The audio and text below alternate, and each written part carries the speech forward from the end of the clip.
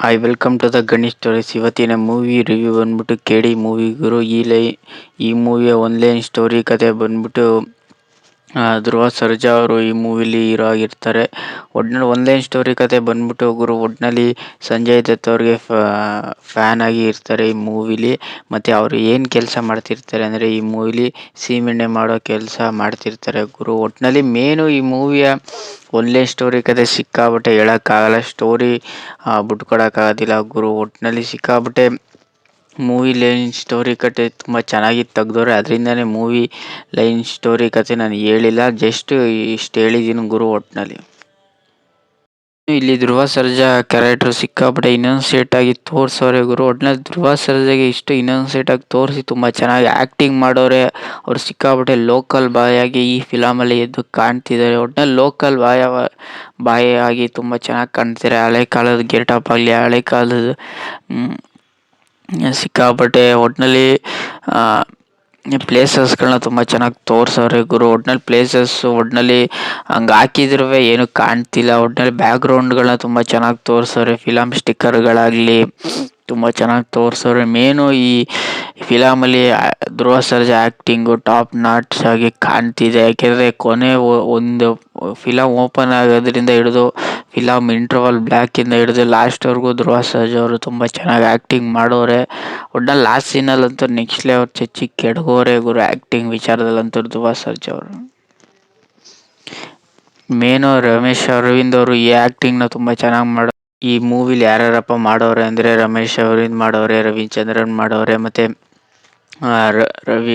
ರವಿಶಂಕರ್ ಮಾಡೋರು, ಸುಮಾರು ಜನ ಮಾಡೋರೆ. ಸಂಜಯ್ ದತ್ ಮಾಡೋರೆ. ಮೇನು ಸಂಜಯ್ ದತ್ ಇಲ್ಲಿ ವಿಲನ್ ಪಾತ್ರದಲ್ಲಿ ತುಂಬ ಚೆನ್ನಾಗಿ ಮಾಡೋರೆ ಗುರು. ಮೇನು ಇಲ್ಲಿ ಶಿಲ್ಪಾ ಶೆಟ್ಟಿ ಆಗಲಿ ಹೀರೋಯಿನ್ನ ತುಂಬ ಚೆನ್ನಾಗಿ ಯೂಸ್ ಮಾಡ್ಕೊಂಡವ್ರೆ. ಕ್ಯಾರೆಕ್ಟರ್ದಲ್ಲಿ ಯಾವ ಸೀನಿಗೆ ಬೇಕು ಒಂದೊಂದು ಟೈಮಲ್ಲಿ ಓವರ್ ಆಯ್ತಾ ಅಂತ ನನಗೂ ಅನ್ನಿಸ್ತಾ, ಆದರೆ ಹೀರೋಯಿನ್ನು ತುಂಬ ಚೆನ್ನಾಗಿ ಮಾಡೋರೆ. ಏಕೆಂದರೆ ಹೀರೋಯಿನ್ ಸಿಕ್ಕಾಬಿಟ್ಟೆ ಅಲ್ಲೇ ಹೀರೋಯಿನ್ ಆ್ಯಕ್ಟಿಂಗು ಸಿಕ್ಕಾಬಿಟ್ಟೆ ಟರ್ನಿಂಗ್ ಆಗೋ ಚಾನ್ಸಸ್ಸು ಮೂವಿಲಿ ತುಂಬ ಚೆನ್ನಾಗಿ ಬರ್ಕೊಂಡವ್ರೆ ಗುರು. ಒಟ್ಟಿನಲ್ಲಿ ಮೂವಿ ಕ್ವಾಲಿಟಿ ಕಡೆ ನೋಡೋದಾದರೆ ಒಟ್ಟಿನಲ್ಲಿ ತುಂಬ ಚೆನ್ನಾಗಿ ಕ್ಯಾಮ್ರಾನ ತುಂಬ ಚೆನ್ನಾಗಿ ಆ್ಯಂಗಲ್ನ ತುಂಬ ಚೆನ್ನಾಗಿ ಯೂಸ್ ಮಾಡೋರೆ. ಫೈಟಿಂಗ್ ಆ್ಯಂಗಲ್ ಆಗಲಿ, ಮ್ಯೂಸಿಕ್ ಎಡಿಟಿಂಗ್ ಆಗಲಿ, ಬ್ಯಾಕ್ಗ್ರೌಂಡ್ ಮ್ಯೂಸಿಕ್ನ ತುಂಬ ಚೆನ್ನಾಗಿ ಅರ್ಜುನ್ ಜನ್ಯ ತುಂಬ ಚೆನ್ನಾಗಿ ಯೂಸ್ ಮಾಡೋರೆ. ಧ್ರುವ ಸರ್ಜಾ ಬರೋ ಮೂಮೆಂಟಲ್ಲಿ ಬ್ಯಾಕ್ಗ್ರೌಂಡ್ ಮ್ಯೂಸಿಕ್ನ ತುಂಬ ಚೆನ್ನಾಗಿ ಯೂಸ್ ಮಾಡೋರೆ ಗುರು. ಎಲ್ಲ ಹಾಡನ್ನು ಪದೇ ಪದೇ ಕೇಳಂಗೆ ತುಂಬ ಚೆನ್ನಾಗಿ ಬರೆದವ್ರೆ. ಮತ್ತು ಎಲ್ಲ ಹಾಡುವೆ ತುಂಬ ಚೆನ್ನಾಗಿ ಸಂದರ್ಭ ತಕ್ಕಂಗೆ ತುಂಬ ಚೆನ್ನಾಗಿ ಮಾಡೋರೆ. ಯಾವುದೇ ಅನ್ನೆಸೆಸರಿ ಹಾಡುಗಳನ್ನ ಇವರು ಯೂಸ್ ಮಾಡಿಲ್ಲ. ಅದರಿಂದಲೇ ತುಂಬ ಚೆನ್ನಾಗಿ ಹಾಡುಗಳು ಮಿನಿಮಮ್ 5 ಸಾಂಗ್ ಇರಬೇಕು. 5 ಸಾಂಗು ತುಂಬ ಚೆನ್ನಾಗಿ ಇದೆ ಗುರು. ಒಟ್ಟಿನಲ್ಲಿ ನನಗೆ ಕೇಳಿದ್ರೆ ಸಾಂಗ್ಗಳು ಪದೇ ಪದೇ ಸಾಂಗ್ಗಳನ್ನ ಕೇಳೋಂಗೆ ಇದೆ ಗುರು. ಒಟ್ಟಿನಲ್ಲಿ ಬ್ಯಾಕ್ಗ್ರೌಂಡ್ ಮ್ಯೂಸಿಕ್ಗೆ ಸಿಕ್ಕಾಬಿಟ್ಟೆ ಮ್ಯೂಸಿಕಲ್ಲೇ ತಗೊಂಡೋಗಿದೆ ಅಂತ ನನಗೇನೋ ಕಾಣಿಸ್ತಿದೆ. ಈ ಮೂವಿಲಿ ಬ್ಯಾಕ್ಗ್ರೌಂಡ್ ಮ್ಯೂಸಿಕ್ಕೇ ಪ್ಲಸ್ ಪಾಯಿಂಟ್ ಆಯಿತು ಅಂತ ನನಗೇನೋ ಕಾಣ್ತಿದೆ ಗುರು. ಒಟ್ಟಿನಲ್ಲಿ ಮೇನು ಈ ಮೂವಿಯ ಪ್ರೊಡಕ್ಷನ್ ಬಂದ್ಬಿಟ್ಟು KVN ಪ್ರೊಡಕ್ಷನ್ ಗುರು. ತುಂಬ ಚೆನ್ನಾಗಿ ಖರ್ಚು ಮಾಡೋರೆ. ಯಾವುದೇ ಸೆಟ್ ಆಗಲಿ, ಯಾವುದೇ ಬೇರೆ ದೇಶದಲ್ಲಾಗಲಿ ತುಂಬ ಚೆನ್ನಾಗಿ ಯೂಸ್ ಮಾಡೋರೆ. ದುಡ್ಡನ್ನ ಅನ್ನೆಸೆಸರಿಯಾಗಿ ಯೂಸ್ ಮಾಡಿ ತುಂಬ ಚೆನ್ನಾಗಿ ಸೆಟ್ ವರ್ಕ್ನ ತುಂಬ ಚೆನ್ನಾಗಿ ಪ್ರೊಡಕ್ಷನ್ನ ತುಂಬ ಚೆನ್ನಾಗಿ ಮಾಡೋರೆ ಗುರು. ಒಟ್ಟಿನಲ್ಲಿ KVN ಪ್ರೊಡಕ್ಷನ್. ಮೇನು ಇನ್ನೊಂದು ಹೇಳೋದಾದರೆ ಈ ಮೂವಿಯ ಲಾಸ್ಟ್ ಸೀನ್ ಬಂದ್ಬಿಟ್ಟು ತುಂಬ ಚೆನ್ನಾಗಿ ತೆಗ್ದವ್ರೆ. ಲಾಸ್ಟ್ ಸೀನಲ್ಲಿ ಸಿಕ್ಕಾಬಟ್ಟೆ ಮೂವಿ ಮಿನಿಮಮ್ ಲಾಸ್ಟ್ ಸೀನಲ್ಲೇ ಅಲ್ಲೇ ಚೇಂಜ್ ಆಗಿ 2ನೇ ಭಾಗ ಹೋಗೋ ಚಾನ್ಸಸ್ ಸಿಕ್ಕಾಬಟ್ಟೆ ಎದ್ದು ಕಾಣ್ತಿದೆ. ಒಟ್ಟಿನಲ್ಲಿ ಲಾಸ್ಟ್ ಸೀನಲ್ಲಿ ಮೂವಿ ಚೇಂಜ್ ಆಗಿ ಎಲ್ಲೋ ಇದ್ದಿದ್ದು ಮೂವಿನ ಎಲ್ಲೋ ತೊಗೊಂಡೋಗಿ ಇಂಟರ್ವಲ್ ಬ್ಲಾಕಿಂದ ಹಿಡಿದು ಫಸ್ಟ್ ಹಾಫ್ ಒಂಚೂರು ಲ್ಯಾಗ್ ಹೊಡೆಯುತ್ತೆ. ಸೆಕೆಂಡ್ ಹಾಫು ಸಿಕ್ಕಾಬಟ್ಟೆ ತುಂಬ ಚೆನ್ನಾಗಿ ತೊಗೊಂಡೋಗ್ಬಿಡ್ತಾರೆ. ಸೆಕೆಂಡ್ ಹಾಫೇ ತುಂಬ ಚೆನ್ನಾಗಿ ಓಪನಿಂಗ್ ಮಾಡಿ ತುಂಬ ಚೆನ್ನಾಗಿ ಎಂಡ್ ಕೊಡ್ತಾರೆ. ಲಾಸ್ಟ್ ಸೀನಲ್ಲಂತೂ ಸಿಕ್ಕಾಬಟ್ಟೆ ಸೀನ್ಗಳು ತುಂಬ ಚೆನ್ನಾಗಿ ತೆಗ್ದವ್ರೆ. ಸುದೀಪ್ ಅವರ ಇಂಟರ್ವಲ್ ಓಪನಿಂಗ್ ಅಂತೂ ತುಂಬ ಚೆನ್ನಾಗಿ ಮಾಡೋರೆ ಟ್ರೈನಲ್ಲಿ. ಮತ್ತು ರಾಮನ್ನ ಓಪನಿಂಗು ತುಂಬ ಚೆನ್ನಾಗಿ ಮಾಡೋರೆ ಗುರು. ಒಟ್ಟಿನಲ್ಲಿ ಮೂವಿ ಲಾಸ್ಟ್ ಸೀನ್ಗಳಲ್ಲಿ ಸಿಕ್ಕಾಪಟ್ಟೆ ಚೇಂಜಸ್ ಆಗಿ ಸಿಕ್ಕಾಪಟ್ಟೆ ಎಲ್ಲೆಲ್ಲ ಚೈನ್ ಲಿಂಕ್ ಆಗುತ್ತೆ ಗುರು. ಒಟ್ಟಿನಲ್ಲಿ ಧ್ರುವ ಸರ್ಜಾ ಅವರು ಲಾಸ್ಟ್ ಸೀನಲ್ಲಂತೂ ಸಿಕ್ಕಾಪಟ್ಟೆ ತುಂಬ ಚೆನ್ನಾಗಿ ಫೈಟಿಂಗ್ ಮಾಡೋರೆ. ಮತ್ತು ಸಿಕ್ಕಾಪಟ್ಟೆ ರಕ್ತದ ಶೇಡ್ಗಳನ್ನ ತುಂಬ ಚೆನ್ನಾಗಿ ತೋರಿಸೋರೆ. ಸಿಕ್ಕಾಪಟ್ಟೆ ಮೊಳೆಯ ರಕ್ತನೇ ಇಲ್ಲಿ ಸುರಿಸೋರೆ ಅಂತ ನನಗೇನೋ ಕಾಣಿಸ್ತಿದೆ. ಒಟ್ನಲ್ಲಿ ಓವರಾಗಿ ಆಯಿತು ಅಂತ ನನಗೇನೋ ಅನ್ನಿಸ್ತು, ರಕ್ತದ ಮೊಳೆ.